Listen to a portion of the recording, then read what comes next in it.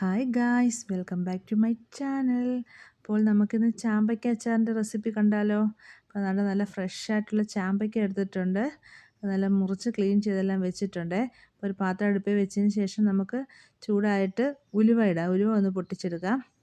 അതിനുശേഷം നമുക്ക് കടുകിട്ട് അതും പൊട്ടിയതിന് ശേഷം പിന്നെ നമ്മൾ എടുത്തിരിക്കുന്നത് ഇഞ്ചിയും വെളുത്തുള്ളിയും പച്ചമുളകും കൂടെ ചതച്ചതാണ്. കാന്താരി മുളക് ഉള്ളൊരു കാന്താരി മുളക് എടുക്കാം, എനിക്ക് കിട്ടിയില്ല. അപ്പോൾ അത് നല്ലതായിട്ട് റോസ്റ്റ് ചെയ്തതിന് ശേഷം നമുക്ക് കുറച്ച് കറിവേപ്പിലയും കൂടി ഇട്ട് കൊടുക്കുക ഇതിനകത്തേക്ക്. അപ്പോൾ അതൊക്കെ ഇട്ട് നല്ല രീതിയിൽ ഇതൊന്ന് റോസ്റ്റായി വരണം. അതിനുശേഷം നമുക്ക് മഞ്ഞൾപ്പൊടി ഇട്ട് കൊടുക്കാം. പിന്നെ നമ്മൾ അച്ചാറിന് ഇടുന്നത് മുളക് പൊടിയാണ്. മുളക് പൊടി ആവശ്യത്തിനുള്ള മുളക് പൊടി ഇട്ട് നന്നായിട്ട് അതുകൂടെ റോസ്റ്റ് ചെയ്ത് പച്ചമണമൊക്കെ മാറി നല്ല റോസ്റ്റായി വരണം. അതിനുശേഷം വിനാഗിരിയാണ് ഒഴിക്കുന്നത്. ഒരു പാത്രത്തിൽ ആവശ്യത്തിനുള്ള വിനാഗിരി ഒഴിച്ച് അതിനുശേഷം നമുക്ക് ആവശ്യത്തിനുള്ള ഉപ്പിട്ട് കൊടുക്കാം. ഉപ്പിട്ടതിന് ശേഷം ഉലുവാപ്പൊടിയാണ് ഇടുന്നത്. ഉലുവാപ്പൊടി ഒരു സ്പൂൺ ഇട്ട് കൊടുക്കാം.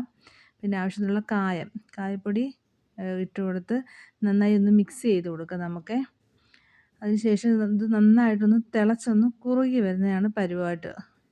അപ്പോഴത്തേക്കൊന്ന് നമുക്ക് ഒരു സ്പൂൺ പഞ്ചസാരയാണേ, അച്ചാറിന് ഒരു സ്പൂൺ പഞ്ചസാര ഇടുന്നത് നല്ലതാണേ.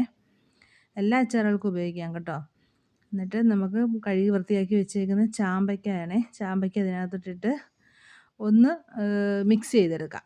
നന്നായിട്ട് ഒന്ന് മിക്സ് ചെയ്ത് ആ മുളക് പൊടിയുടെ ആ ഗ്രേവി ചാമ്പയ്ക്കകത്ത് പറ്റുന്ന രീതിയിൽ ഇട്ടിട്ട് നമുക്ക് അവിടെ കുറച്ച് കറിവേപ്പില ഒഴിച്ച് ലാസ്റ്റ് കുറച്ച് വെളിച്ചെണ്ണയും കൂടെ ചുറ്റിച്ചൊഴിച്ചതിന് ശേഷം നമുക്കത് അടുപ്പങ്ങ് ഓഫ് ചെയ്യാം കേട്ടോ.